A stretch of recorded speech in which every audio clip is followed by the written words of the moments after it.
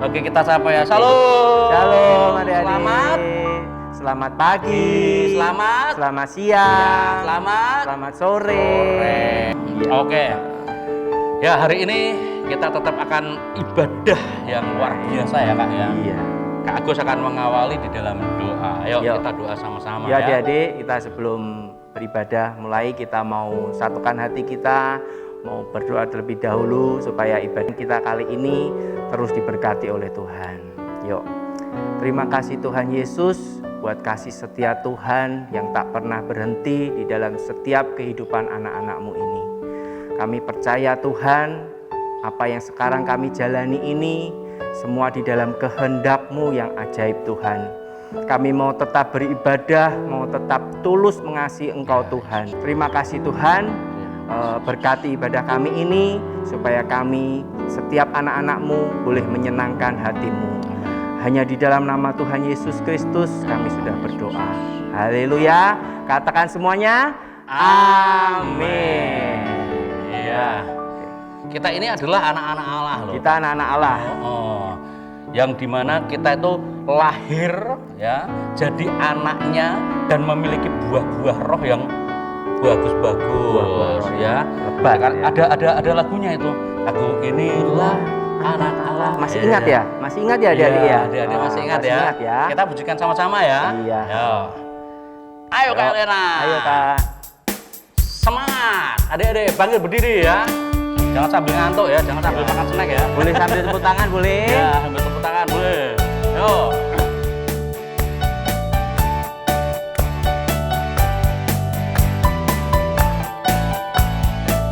Sama-sama semuanya. Aku inilah anak Allah yang telah ditebus oleh darahnya. Aku mau jadi yang terbaik, hidup suci di hadapan Tuhan. Aku inilah anak Allah yang telah ditebus oleh darahnya. Aku mau jadi yang terbaik, hidup suci di hadapan Tuhan. Bila iblis menyuruhku bertengkar, gak mau. Bila iblis menyuruhku mencuri, oh gak. Bila iblis menyuruhku berdusta, gak. Janji lebih baik ku usir dalam nama Yesus. Aku inilah anak Allah yang telah ditebus oleh darahnya. Aku mau jadi yang terbaik, hidup suci di hadapan Tuhan. Bila iblis mengajakku bertengkar, oh gak. Bila iblis menyuruhku mencuri, gak mau. Bila iblis menyuruhku berdusta, gak. Janji lebih baik ku usir dalam nama Yesus. Aku inilah anak Allah yang telah ditebus oleh darahnya. Aku mau jadi yang terbaik, hidup suci di hadapan Tuhan. Aku inilah anak Allah yang telah ditebus oleh darahnya. Aku mau jadi yang terbaik, hidup suci di hadapan Tuhan. Bila iblis menyuruhku bertengkar, gak mau. Bila iblis menyuruhku mencuri, oh gak. Bila iblis menyuruhku berdusta, gak. Janji lebih baik ku usir dalam nama Yesus. Lebih baik ku usir dalam nama Yesus. Lebih baik ku usir dalam nama Yesus. Lebih baik ku usir dalam nama Yesus. Wah, semuanya luar biasa adik-adik. Ada yang sampai maju ke depan. Yesus. Mau. Oke, kita pujikan Yesus jagoanku ya Kak ya. Kita punya jagoan yang luar biasa ya. Jagoan yang mengalahkan iblis di atas. Yang bisa diandalkan. Ya. Di atas salib ya, dia mengalahkan iblis ya. Yuk, sama-sama semuanya. Pakai iya ya, berarti kita depan-depan ya? Iya ya. Itu ya. Sama-sama semuanya ya. Yuk.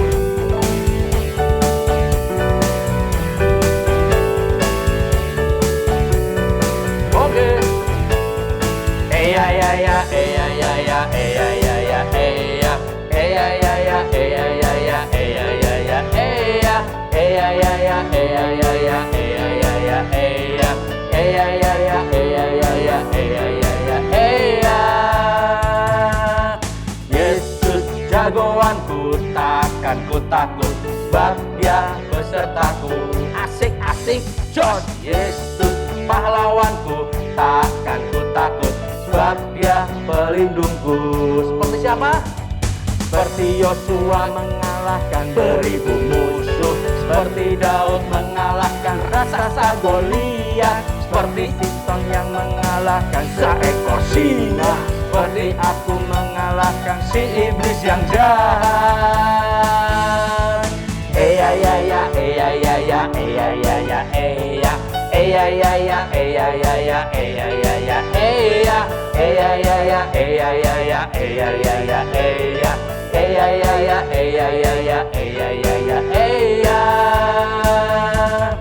Yesus jagoanku, takkan ku takut, sebab Dia besertaku. Asik asik, jos. Yesus pahlawanku, takkan ku takut, sebab Dia pelindungku. Seperti siapa?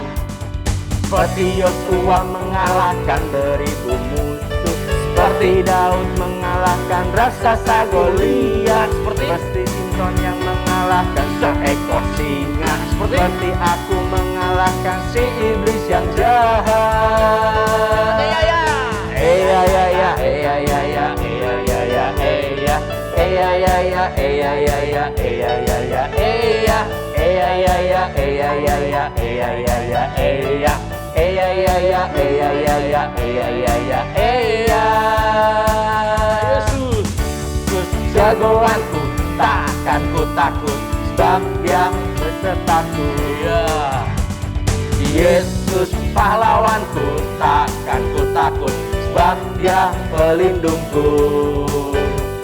Seperti Yosua mengalahkan seribu musuh, seperti Daud mengalahkan raksasa Goliat, seperti Simpson yang mengalahkan seekor singa, seperti aku mengalahkan si iblis yang jahat.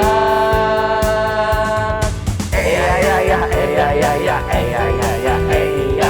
Eya ya ya, eya ya ya, eya ya ya, eya. Eya ya ya, eya ya ya, eya ya ya, eya. Eya ya ya, eya ya ya, eya ya ya, eya.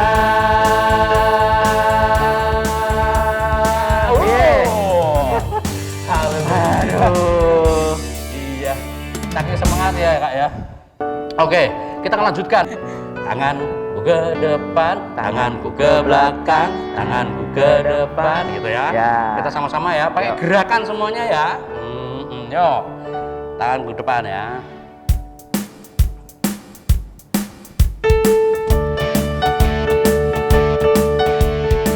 Sama-sama semuanya. Tanganku ke depan, tanganku ke belakang, tanganku ke depan dan digoyang-goyang sambil bertepuk tangan, puji Tuhan bersama-sama. Pala, pala ke depan, pala ke belakang, pala ke depan dan digoyang-goyang sambil bertepuk tangan, puji Tuhan bersama-sama. Badan-badan, badanku ke depan, badanku ke belakang, badanku ke depan dan digoyang-goyang sambil bertepuk tangan, puji Tuhan bersama-sama. Tangan-tangan, tanganku ke depan, palaku ke belakang, palaku ke depan dan digoyang-goyang sambil bertepuk tangan, puji Tuhan bersama-sama. Palaku ke depan, palaku ke belakang, palaku ke depan dan digoyang-goyang sambil bertepuk tangan, puji Tuhan bersama-sama. Tanganku ke depan, palaku ke belakang, palaku ke depan dan digoyang-goyang sambil bertepuk tangan, puji Tuhan bersama-sama. Bersama-sama, bersama-sama, bersama-sama, bersama-sama, bersama-sama, bersama-sama, bersama-sama. Dia kebiasaan ya Om Ras ya.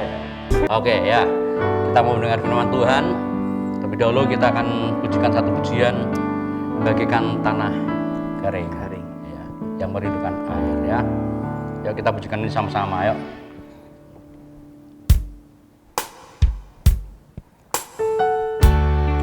Siapkan hati adik-adik mendengar firman Tuhan pada hari ini. Jika ada yang tidak bisa memujikan pujian ini, ada teks yang bisa dibaca ya. Latihan sama-sama semuanya ya. Haleluya.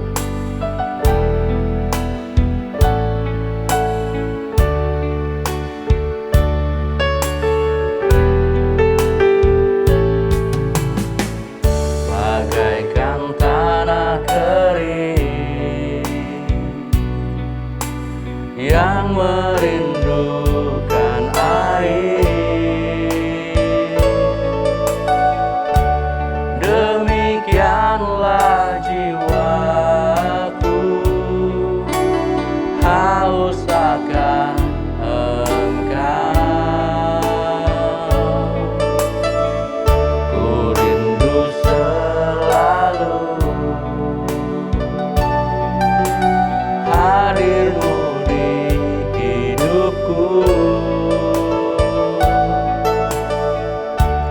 memulihkan jiwaku,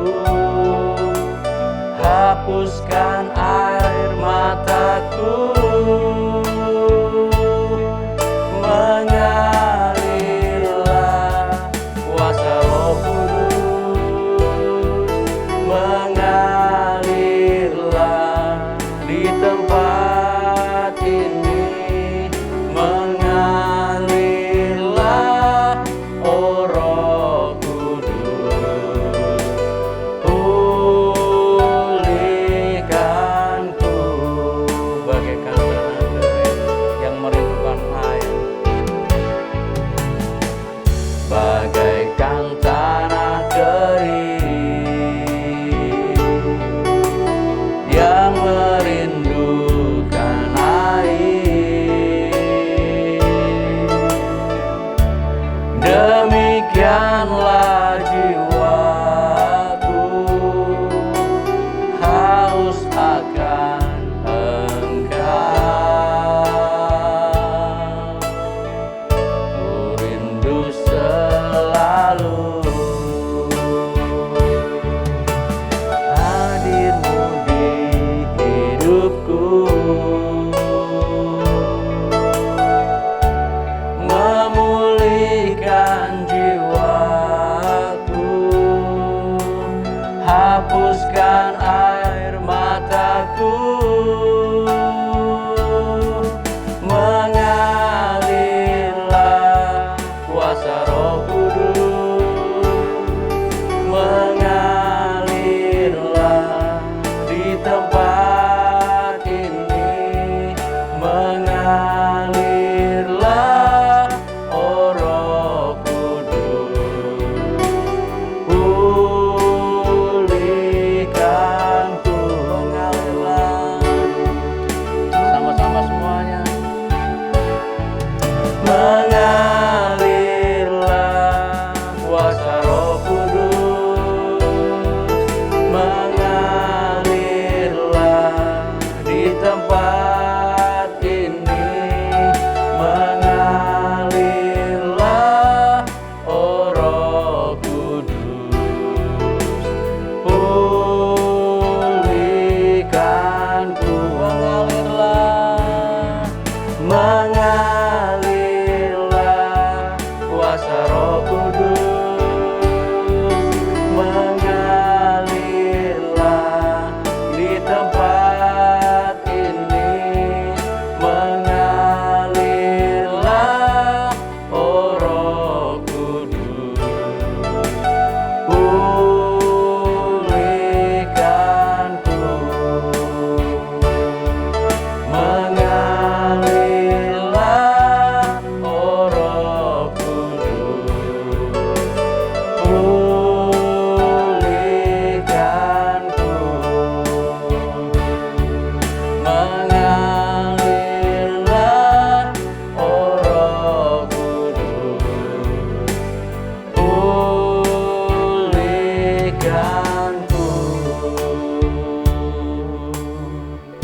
Terima kasih Tuhan Yesus Kristus buat puji-pujian yang sudah kami naikkan.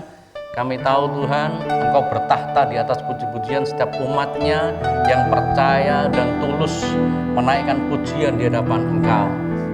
Dan kami juga yakin, percaya bahwa setiap puji-pujian kami menjadi dupa yang harum bagi Engkau ya Tuhan. Engkau sangat senang melihat setiap anak-anak-Mu memuji dan membesarkan nama-Mu. Roh Kudus-Mu menjamah setiap mereka, Roh Kudus-Mu memenuhi setiap mereka. Karena saat ini adik-adik mau mendengarkan firman Tuhan.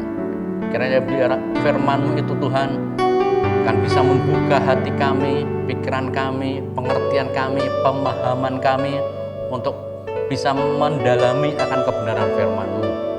Dan kami juga akan mengerti bahwa setiap pesan firman-Mu itu akan membawa kami untuk semakin lebih dalam lagi di dalam Engkau ya Tuhan. Oleh karena itu, biarlah setiap firman yang akan disampaikan dan menggugah hati kami terus untuk semakin semangat di dalam Engkau Tuhan. Dan penyertaan-Mu luar biasa atas hidup kami. Kami siap mendengar firman-Mu di dalam nama Tuhan kami, Yesus Kristus. Haleluya. Amin.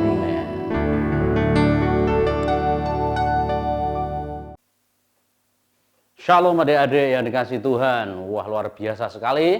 Adik-adik sudah memuji Tuhan dengan sungguh-sungguh ya. Dan tiba waktunya kita akan melanjutkan seri daripada kisah Samuel ya, yang mengurapi Raja Saul waktu itu ya. Dan kemarin Samuel sempat kecewa ya, atas perilaku daripada Saul yang tidak taat kepada Tuhan. Dan Tuhan sudah menubuatkan akan menggantikan ya, posisinya dia sebagai raja kepada orang lain.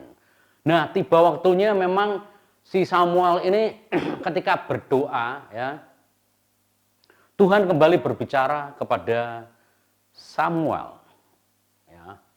Ketika berdoa gitu ya, kusuk kepada Tuhan gitu ya, dengan rasa yang kecewa terhadap Saul yang sudah diurapi dan ternyata melakukan kesalahan, tidak taat dengan suara Tuhan.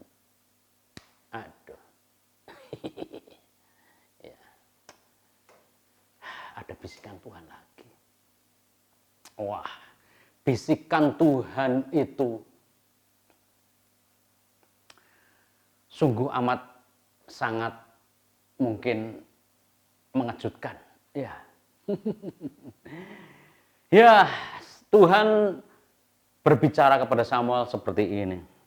Berapa lama lagi engkau berduka cita karena Saul? Lihat, Tuhan itu bisa membaca kedalaman hati daripada Samuel. Yang kala itu berduka karena Saul sudah melakukan kesalahan. Bukankah ia telah kutolak sebagai raja atas Israel? Sekarang isilah tabung ya, tandukmu dengan minyak dan pergilah. Aku mengutus engkau untuk pergi kepada Isai. Ya, orang Bethlehem itu, sebab di antara anak-anaknya telah kupilih seorang raja bagiku. Aku pergi ke Bethlehem, ke rumahnya Isai, untuk mengurapi salah satu daripada anaknya. Wow. Bukankah Saul masih menjadi raja? Kalau aku ke sana, apakah Saul tidak akan memburuku dan membunuhku? Yang benar aja Tuhan. Mungkin seperti itu ya. Waduh. Dia limbung ya. Wah. Ini di dalam pikiran dan hatinya Samuel yang berkecamuk gini ya. Coba bayangkan ya, dia pergi gitu terus ditanya, mau kemana Samuel? Aku mau pergi ke Bethlehem, mau ke rumahnya Isai. Aku akan mengurapi seorang anaknya, salah satu anaknya untuk menjadi raja. Lah kalau Saul dengar, terus menyuruh, prajuritnya yang terbaik terus memburu aku dan aku dibunuh gimana? Itu kan, itu pikirannya Samuel ya. Nah, Tapi Tuhan memang Allah yang amat sangat bijaksana, berhikmat dan pinter ya, tentu saja. Tuhan ya toh. Kamu pergi, kamu membawa korban persembahan ya. Ya mungkin entah itu sapi ya, atau kambing atau domba gitu. Dan kamu mengadakan upacara pengorbanan di sana gitu ya.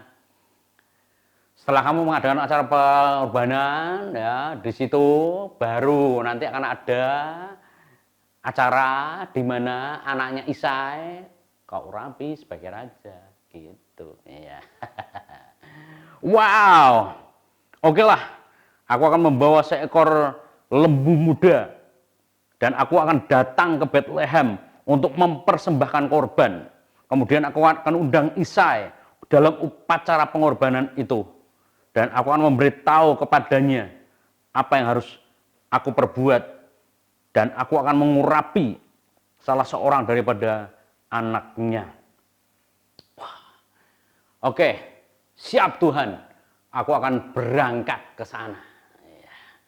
Dan benar, si Samuel membawa lembu muda pergi ke Bethlehem. Saya rasa dia tidak pergi sendirian ya. Pasti dengan bujang-bujangnya ya. Mungkin anaknya juga ikut mungkin. Pergi ke sana untuk membawa lembu itu. Dan ketika lembu itu dibawa sampai di rumahnya Isai ya, di kota Bethlehem, dan Isai mendengar bahwa dia diundang dalam acara pengorbanan itu, Isai pun menyambut dengan baik. Selamat datang Samuel. Wah, tiba waktunya akan ada upacara pengorbanan ya, yang dipersembahkan kepada Tuhan. Ya, aku akan mengadakan pengorbanan, mempersembahkan korban kepada Tuhan. Dan Isai, kamu sebagai tamuku ya, ada di sini, dan kita akan melakukan upacara ini bersama-sama. Gitu ya, mungkin gambarannya seperti itu. Di kota Bethlehem itu mereka mempersembahkan korban, mereka berdoa bersama, mungkin dengan puji-pujian seperti itu ya. Wah, mereka memuji Tuhan dengan luar biasa karena persembahan yang akan diberikan kepada Tuhan tentu saja supaya diperkenan oleh Tuhan. Tetapi sebenarnya misinya bukan pengorbanan itu atau persembahan kepada Tuhan itu. Misinya adalah mau menemukan seorang untuk menggantikan Saul menjadi raja. Selesai. Wah, sembelih korbannya dipersembahkan kepada Tuhan. Dan mereka berdoa, mereka memuji Tuhan, memuliakan Tuhan. Gitu ya. Selesai itu, kan di luar sana mungkin melihat ya, wah ada upacara persembahan, ada upacara pengorbanan kepada Tuhan. Dan tidak ada berita apa-apa karena memang penampakannya, tampilannya adalah upacara pengorbanan, sehingga orang-orang di sekitar situ tidak ada yang pergi kepada Saul untuk melaporkannya ya. Setelah itu baru si Samuel ini datang ke rumahnya ya, ke rumahnya Isai ya. Setelah sampai di rumahnya Isai, Tuhan mengingatkan kepada Samuel ya untuk memilih salah satu daripada anaknya kan ya toh. Nah, Samuel waktu itu tidak paham dengan apa yang dimaksudkan oleh Tuhan. Yang penting dia datang aja untuk mengurapi aja ya. Dan satu waktu Isai ini diminta oleh Samuel untuk menampilkan anaknya. Waktu kemudian mereka selanjutnya mungkin ada di ruang tamu gitu ya, atau di halaman rumah. Tiba-tiba muncullah anak pertama daripada Isai ini, ya, yang bernama Eliab. Badannya tegap, gagah gitu ya. Mungkin hampir sama seperti Saul ya, yang kala itu tegap, gagah, tinggi gitu ya. Dan Samuel melihat, wah ini dia. Badannya tegap gitu ya, parasnya baik, perawakannya tinggi, dan oh ini waktunya aku harus mengurapi dia, gitu ya. Tapi Tuhan membisikkan kepada Samuel, janganlah pandang parasnya atau perawakannya yang tinggi, sebab aku telah menolaknya. Bukan yang dilihat manusia, yang dilihat Allah. Manusia melihat apa yang di depan mata, tetapi Tuhan melihat hati. Wow. Padahal Samuel waktu itu sudah hampir merasa yakin bahwa si Eliab ini adalah pilihan Tuhan, tetapi ternyata salah. Ya, fisiknya mungkin memang menggambarkan dia bisa menjadi raja yang wah pasti gagah ya, dipandang oleh musuh, nanti musuh pada ketakutan karena melihat kegagahannya, dan rakyat Israel mungkin juga akan melihat wah karena dia gagah dia pantas untuk menjadi raja. Ternyata bukan itu yang dipilih oleh Tuhan. Saul sudah pernah dipilih oleh Tuhan dengan perawakan yang seperti itu dan ternyata tidak taat. Jadi Tuhan sudah menolaknya. Jadi bukan dilihat dari perawakannya, tapi Tuhan melihat hati. Lantas siapa dong? Terus anaknya yang kedua ya, anak yang kedua lewat ini. Lewat. Abinadab, tadi Eliab. Abinadab lewat nih. Oh mungkin ini ya Tuhan ya. Adiknya Eliab. Pas dia lewat di depannya Samuel gitu ya, karena disuruh mungkin lihat gitu ya. Ah ini Tuhan. Bukan, aku tidak memperkenannya. Waduh, orang ini pun tidak dipilih oleh Tuhan. Lewat, gitu ya. Anaknya yang ketiga, Syama namanya, lewat. Mungkin sama-sama ya, sama gagahnya karena mereka kan tentaranya Saul ya. Wah, setelah lewat di depan Samuel gitu, ternyata bukan dia juga. Lah, mana dong? Masih adakah anakmu yang lain, Isai? Aduh, iya ada. Tapi ini lagi mengembalakan dombaku 2-3 ekor di padang rumput ya. Aduh, berarti ini masih kecil ya. Ya, udah. Panggil dia ke sini. Cepat cari. Wah, mungkin karena jauh ya untuk pergi ke padang rumput gitu. Mungkin agak lama nunggunya ya. Samuel mungkin mikir ya, aduh, ini Eliab yang gagah ditolak. Abinadab yang lumayan ditolak. Syama juga ditolak. Lah ini anak yang keempat ini mungkin dia modelnya seperti apa? Ya, sambil menunggu ketika si salah satu anaknya ya yang masih di padang rumput sedang mengembalakan domba gitu ya. Dipanggillah, kemudian muncullah. Masih kecil. Elok parasnya, kemerah-merahan. Mungkin Samuel agak sedikit ragu, bener nggak sih ini gitu kan? Bener nggak sih ini kan? Nah, ternyata tidak cuma 3, 7 ternyata anaknya Isai. Menurut 7 anaknya itu sudah ditolak. Dan yang terakhir ini masih kecil. Kemudian ketika melihat Tuhan pun memilih anak ini, dan anak ini pun disuruh untuk sujud di hadapan Samuel. Samuel masih mungkin ngelihat-lihat gitu ya. Hah? Yang bungsu ini? Hah? Masih kemerah-merahan. Matanya sih indah. Parasnya elok. Bener gak ini tuh?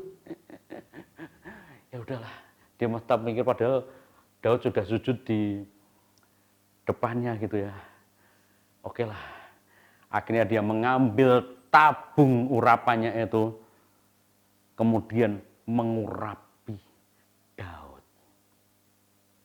Si kecil yang masih kemerah-merahan, matanya indah, elok parasnya, diurapi.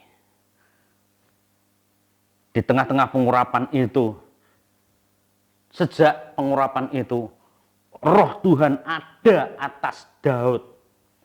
Dan Samuel pun bergirang setelah selesai mengurapi. Karena dia mungkin merasakan ya, ada curahan daripada Roh Kudus yang menaungi Daud. Selesai misi daripada Samuel. Dan akhirnya, udah selesai semuanya, terima kasih. Mungkin gitu ya, keluarga Isai, ya, dari semua anakmu, Daud yang terpilih menjadi raja yang nanti akan menggantikan Saul. Gitu ya. Wah, selesai semuanya upacara dan Samuel pun pulang dengan gembira. Wah, aku sudah menyelesaikan misi yang Tuhan sudah berikan tanpa diketahui oleh Saul. Dan pulanglah dia. Nah, adik-adik, ada satu pelajaran yang sangat penting sekali ya.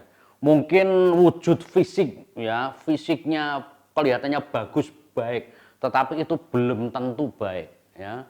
Karena Tuhan tidak pernah melihat fisik, tapi Tuhan melihat hati gitu ya.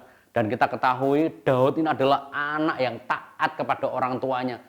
Lihat aja, cuma 2-3 ekor domba ayahnya dibawa ke padang rumput, digembalakan gitu ya oleh Daud. Kalau anak ini tidak taat nggak mungkin ya toh. Dan anak ini juga katanya ya di situ suka membawa kecapi ya untuk menyanyi gitu ya. Kalau mungkin sekarang ini gitar gitu ya untuk menyanyi memuji Tuhan gitu ya. Sambil mengembalakan dan memuji Tuhan.